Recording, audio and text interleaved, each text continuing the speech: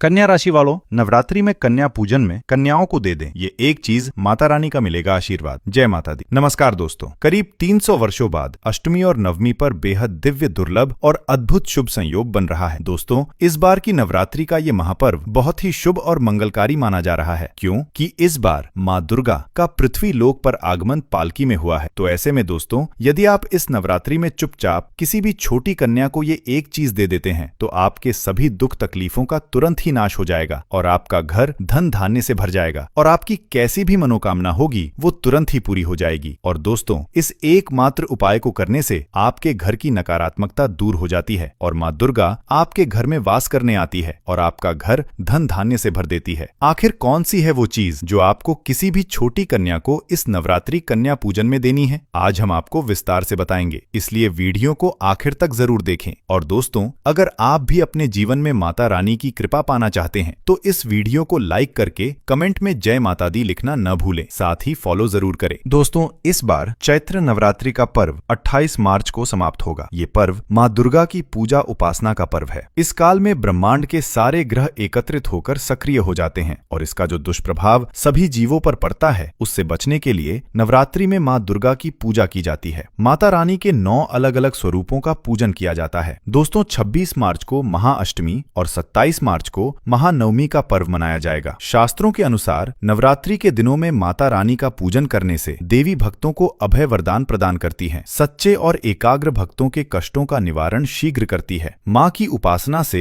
विनम्रता का विकास होता है। सभी कष्ट, दरिद्रता, दुख नष्ट हो जाते हैं। नवरात्रि में माता रानी का पूजन और व्रत रखा जाता है, लेकिन नवरात्रि के दौरान सबसे ज्यादा महत्व होता है कन्या पूजन का। माना जाता है माता रानी व्रत और पूजन से इतनी प्रसन्न नहीं होती जितना कि कन्या पूजन से होती है। नवरात्रि में छोटी छोटी कन्याओं को माता रानी का स्वरूप माना जाता है। कन्याओं को भोग लगाया जाता है और बदले में आशीर्वाद मांगा जाता है। कन्याओं को प्रसन्न करने के लिए उपहार दिए जाते हैं। माना जाता है कन्याओं को अगर कोई भेंट दी जाए और वह उसे स्वीकार कर लें तो इसका मतलब है कि माता रानी ने वह भेंट स्वीकार कर ली जिन पर कन्या प्रसन्न होती है। माना जाता है उन्हें माता रानी का आशीर्वाद मिल गया और माता रानी की कृपा से उन्हें मुंह मांगा वरदान प्राप्त होता है। नवरात्रि में 2 वर्ष से 10 वर्ष तक की कन्या का पूजन होना चाहिए। अष्टमी अथवा नवमी को कन्याओं के पैर धोकर भोजन कराना और सामर्थ्य के अनुसार दान देना श्रेष्ठ माना जाता है। 2 वर्ष की कन्या को कुमारी कहा जाता है। इसके पूजन से दुख और दरिद्र दूर होता है। 3 वर्ष की कन्या को त्रिमूर्ति कहा जाता है और इनके पूजन से सुख समृद्धि आती है। 4 वर्ष की कन्या को कल्याणी कहा जाता है। इनके पूजन से भक्त का कल्याण होता है। 5 वर्ष की कन्या को रोहिणी कहा जाता है। इनके पूजन से रोग से मुक्ति मिलती है। 6 वर्ष की कन्या को काली का रूप माना जाता है। इनकी पूजा से विद्या विजय और राज्यों की प्राप्ति होती है। 7 वर्ष की कन्या को चंडिका माना जाता है। इनके पूजन से ऐश्वर्या की प्राप्ति होती है। और 8 वर्ष की कन्या को शांभवी का रूप माना जाता है। इनके पूजन से वाद विवाद में विजय मिलती है। 9 वर्ष की कन्या को दुर्गा का स्वरूप माना जाता है और इनके पूजन से शत्रुओं का नाश होता है। 10 वर्ष की कन्या को सुभद्रा कहा गया है। इनके पूजन से सभी मनोरथ पूर्ण हो जाते हैं। अगर इनका पूजन नवमी के दिन कोई भक्त करता है तो वैसी स्थिति में प्रसाद ग्रहण कराते समय 2 से 10 वर्ष आयु के बालक को भी प्रसाद ग्रहण कराना चाहिए। शास्त्रों में कहा गया है कि बगैर भैरव अथवा हनुमान जी के पूजन के कन्या पूजन का विशेष फल नहीं मिलता। बालक हनुमान जी का स्वरूप होते हैं। वर्तमान परिस्थितियों में नवरात्रि के दौरान कन्या पूजन करना उतना सुरक्षित नहीं है, लेकिन जैसा कि शास्त्रों में वर्णित है, कन्या पूजन के बिना, कन्याओं के आशीर्वाद के बिना नवरात्रि के व्रत और पूजन अधूरे रहते हैं। आज की इस वीडियो में हम आपको एक ऐसी चीज के बारे में बताने जा रहे हैं जिसे आप नवरात्रि के दौरान किसी भी कन्या को देते हैं तो आपको दुर्गा माँ का आशीर्वाद प्राप्त होगा। माता रानी की कृपा से जीवन में चली आ रही बड़ी से बड़ी परेशानी खत्म हो जाएगी। घर में सुख समृद्धि आएगी, जीवन खुशहाल हो जाएगा। आगे बढ़ने से पहले आपसे रिक्वेस्ट करते हैं कि वीडियो को लाइक जरूर करिएगा, दोस्तों को शेयर कर दीजिएगा। दोस्तों, नवरात्रि में देवी माँ की कृपा प्राप्त करने के लिए नवरात्रि के किसी भी दिन स्नान करके स्वच्छ वस्त्र धारण करें। एक पानी वाला जटा वाला नारियल लेकर उसे पानी से अच्छी तरह धोकर साफ कर ले और एक थाली में रख ले। माता रानी के सामने एक शुद्ध घी का दिया जलाएं, सुगंधित धूप बत्ती जलाएं। अगर आपने अखंड जोत जला रखी है तो अलग से दिया जलाने की जरूरत नहीं है। माता रानी को कुमकुम से तिलक करें, फल मिष्ठान का भोग लगाएं। तिलक करने के बाद उसी कुमकुम से जटा वाले नारियल पर एक स्वास्तिक का चिन्ह बनाएं। इस नारियल को माता रानी के चरणों में अर्पित कर दे। फिर भगवान श्री गणेश और नवदुर्गा माँ को प्रणाम करें। आपकी जो भी समस्याएं हैं वो माता रानी के समक्ष रखें और उन समस्याओं को दूर करने की प्रार्थना करें। अपनी मनोकामना माता रानी से कहें। फिर आप माता रानी के इस मंत्र का एक बार जाप करें। मंत्र इस प्रकार है, ओम सर्वमंगल मांगल्ये शिवे सर्वार्थ साधिके शरण्ये त्र्यंबके गौरी नारायणी नमोस्तुते। मंत्र एक बार फिर से सुन ले, ओम सर्वमंगल मांगल्ये शिवे सर्वार्थ साधिके शरण्ये त्र्यंबके गौरी नारायणी नमोस्तुते। इस मंत्र का अर्थ है, सब प्रकार के शुभ करने वाली मंगलमय माता, आप कल्याणकारी और सब मनोरथों को पूरा करने वाली हो। आप शरण ग्रहण करने योग्य और त्रिकालदर्शी तथा वर्तमान भूत एवं भविष्य को प्रत्यक्ष देखने वाली हो। हे नारायणी, आप